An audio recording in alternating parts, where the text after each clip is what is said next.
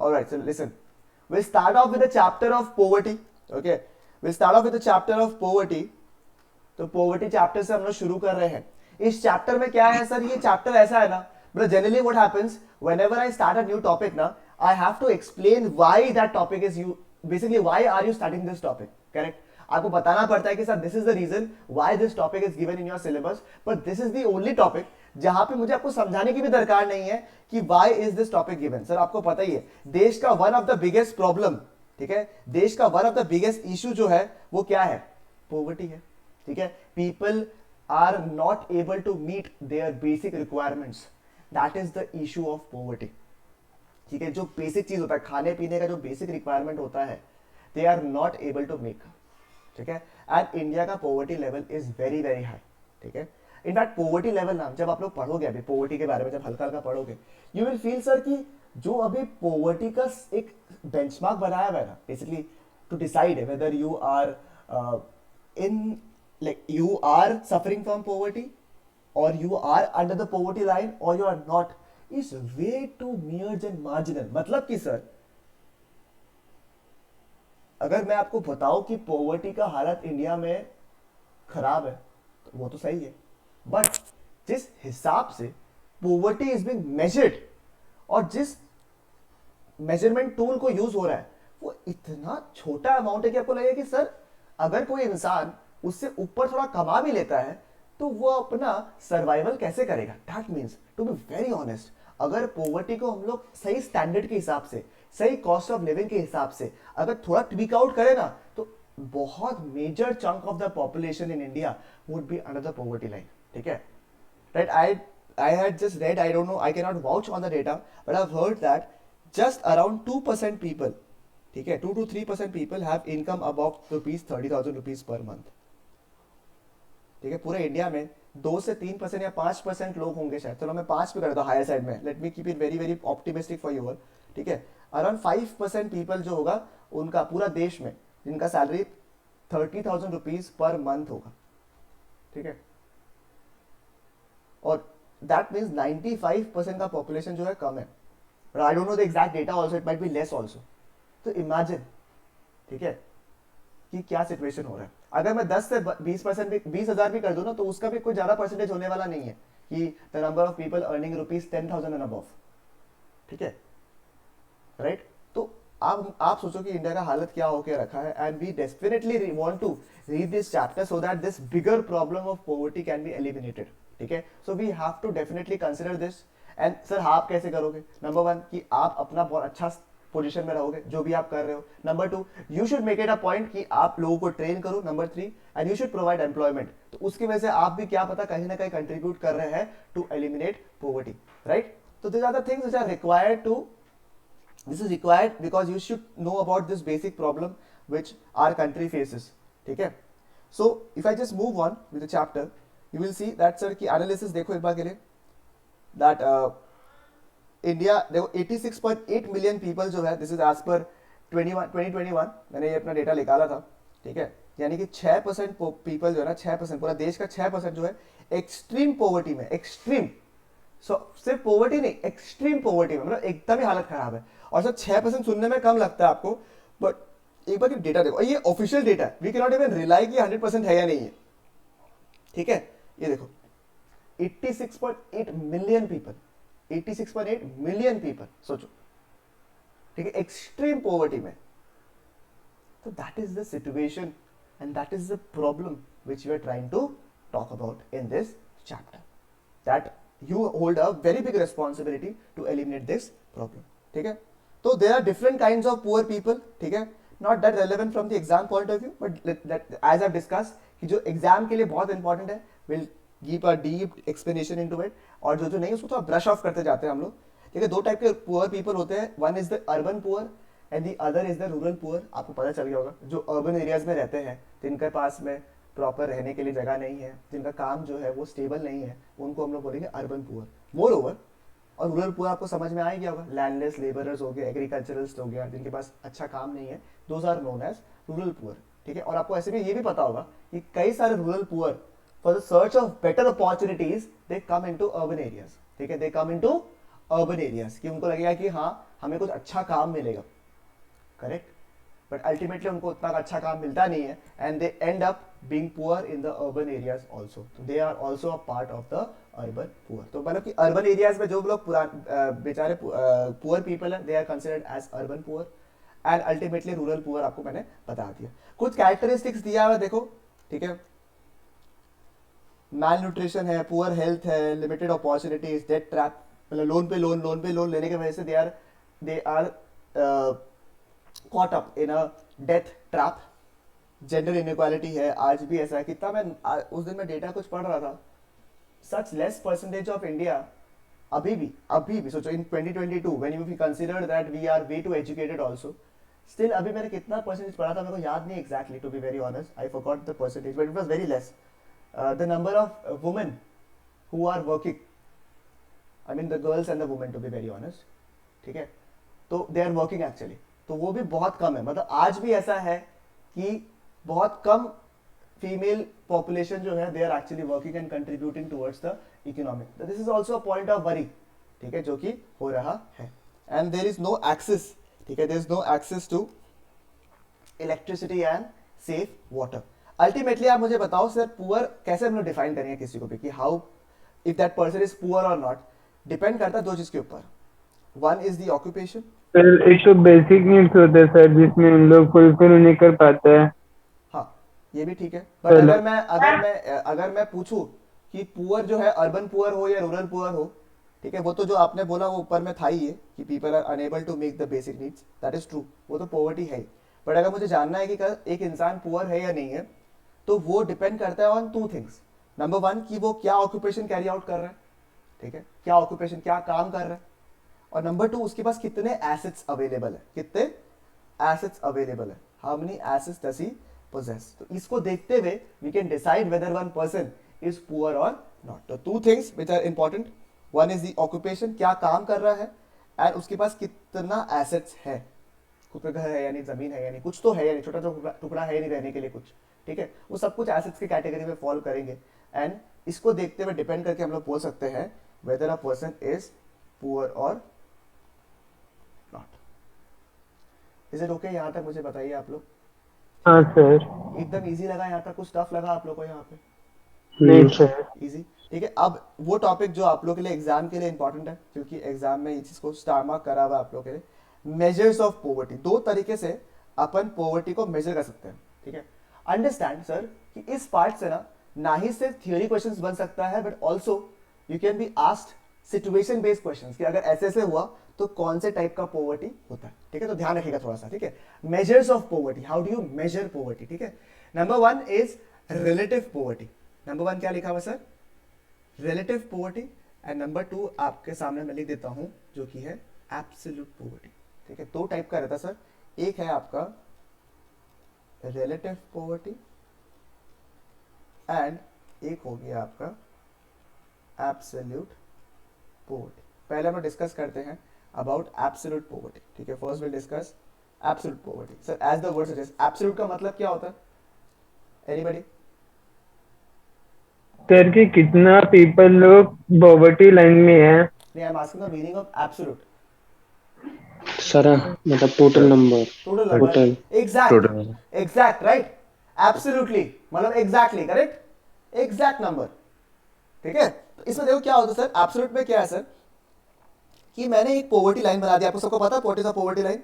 Everybody हाँ discuss तो sir. करेंगे आगे जाके हम लोग, बट पॉवर्टी लाइन आप लोगों को पता है एक इमेजिनरी लाइन है जो डिस्टिंग्विश कर रहा है between people who are poor and who are non poor, correct.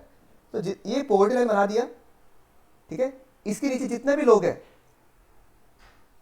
ठीक है, उसको हम लोग मानेंगे कि ये लोग पुअर इंसान है। एक बेंचमार्क बना दिया, उसके नीचे जितने भी जन है उसको हम लोग बोलेंगे कि ये लोग एब्सोल्युटली पुअर है, ठीक है। एक सर और बेटर एग्जांपल मैं आपको देता हूं तो आपको और समझ में अच्छे से आ जाएगा। फॉर एग्जांपल अगर मैं बोलूं कि सर 40 जो है ना, 40 इज द पास मार्क, ठीक है, 40 जो है वो पास मार्क है। अब सर 40 के जितने भी जन नीचे लेके आए वो लोग क्या हो गए? 40 के जितने भी जन नीचे लेके आए, 40 is the pass sir fail mark, हो गए। तो 40 के जितने भी कम लेके आए लोग वो लोग क्या हो गए sir? They are what? They did not pass, they failed basically, ठीक है। अगर 2 लेके आए कोई 2, did he fail? Yes sir. अब Yes, 39 कोई sir. लेके आए तो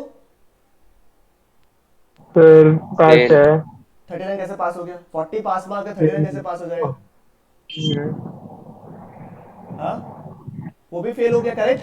क्या यहाँ पे कंपैरिजन हो रहा है कि you are very close to passing और समथिंग लाइक दैट? नहीं सर, एक बेंचमार्क No, sir. बना दिया सर 40 का, एक बेंचमार्क बना दिया 40 का, उसके नीचे जितना भी जन आए वो लोग क्या हो गए? फेल हो फेल हो गया गए। This is not as absolute. ठीक है, अगर आप लोगों की बात करूं तो एब्सोल्यूट से एग्जांपल पासिंग ऑफ मार्क्स कि एक लिमिट बना दिया, मतलब उससे कोई फर्क नहीं पड़ता है कौन है क्या है, उससे कोई फर्क नहीं पड़ता, एक लिमिट बना दिया, उसके ऊपर जितने जन आ गए वो लोग पास, जितने जन नीचे आ गए वो लोग क्या हो गए? फेल। ठीक है, सिमिलरली क्या है पोवर्टी में भी, एक इमेजिनरी लाइन बना दिया पोवर्टी लाइन का, those people who are above it are not poor, भले ही वो लोग सिर्फ 2 रुपए एक्स्ट्रा कमा रहा हो, doesn't really matter, but they are not poor. And जो उसके नीचे थोड़ा सा भी आ गया, he is also poor. Everybody below the poverty line is what? Poor. एक बेंचमार्क बना दिया, एब्सोल्यूट एक लाइन बना दिया, एक वैल्यू बता दिया, उसके ऊपर जितना भी जन वो लोग पास, जितना भी जन नीचे आया वो लोग। समझ में आया? Absolute exact. क्लियर है आप लोग को? समझ में आया क्या हाँ देखो? Sir Absolute poverty refers to the total number of people living below the what? Living below the poverty line. ठीक है?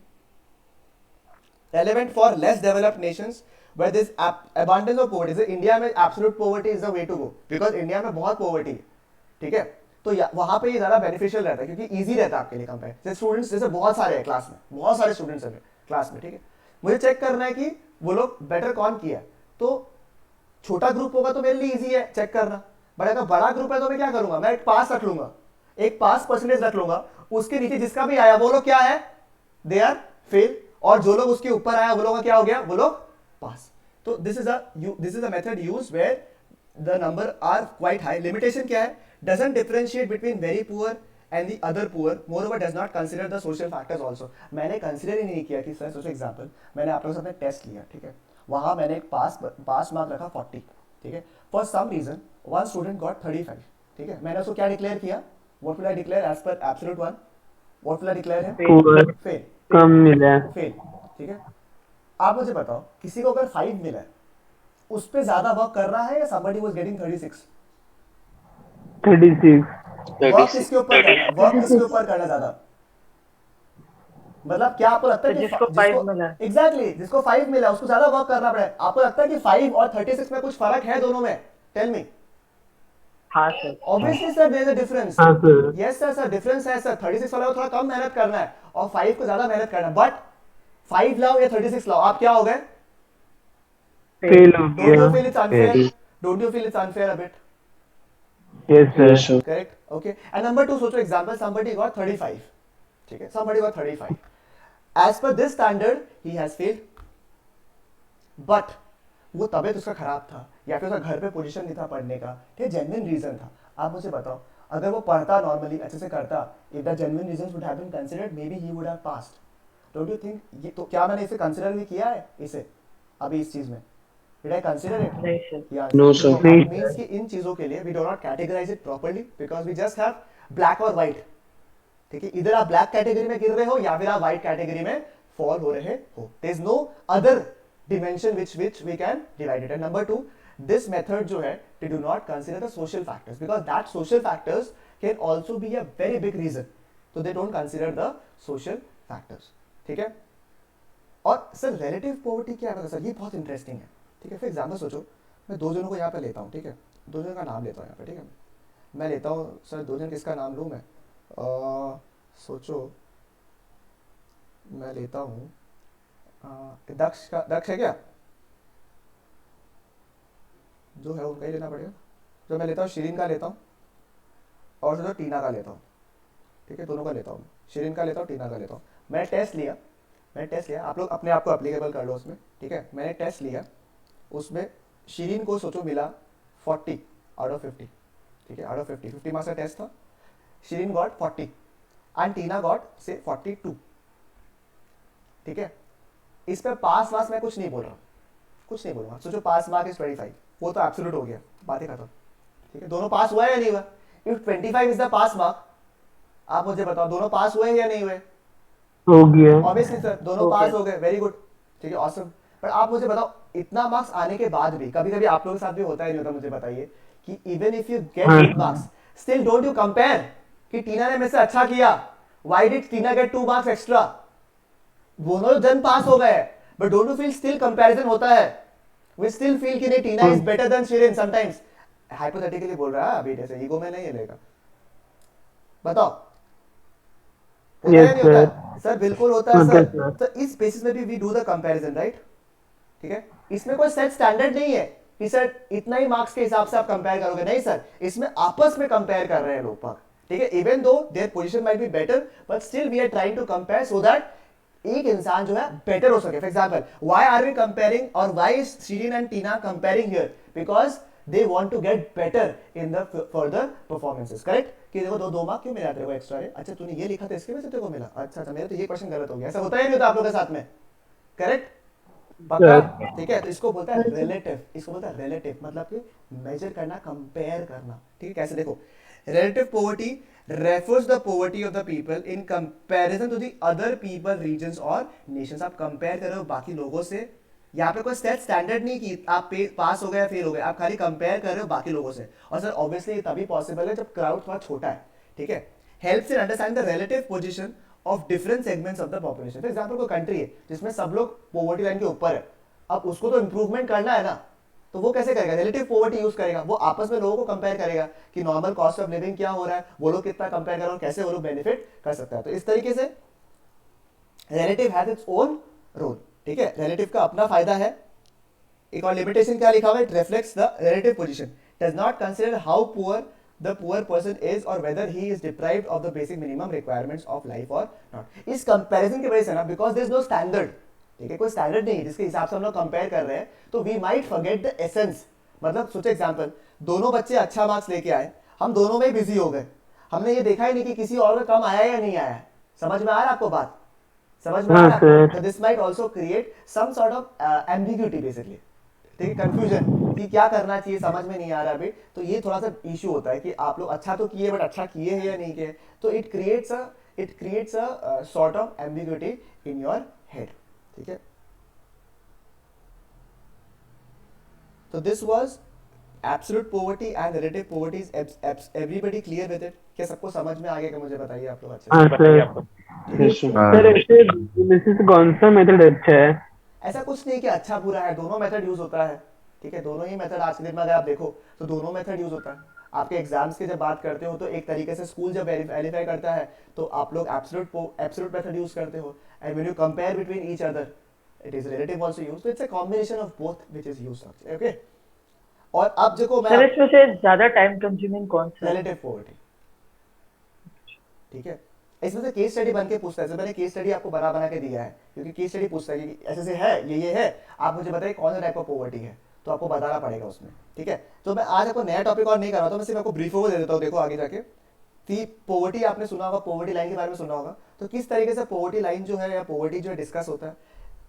कैटेगरीज ऑफ पुअर, ये to be very honest is not important, ठीक है? सब इंपॉर्टेंट इतना नहीं है, बट ठीक है मैं रीड कर लेंगे हम लोग। ये अच्छा है, ये अच्छा है, ये वाला चीज़, सॉरी ये वाला चीज़ अच्छा है, इसको हम लोग रीड करेंगे। फिर पॉवर्टी लाइन के बारे में डिस्कस करेंगे। आई बिलीव सबको पॉवर्टी लाइन के बारे में पता है और बहुत को लिमिट भी पता होगा शायद, क्योंकि आप लोग पहले पढ़े भी होंगे। इसको पता है क्या ये वाला?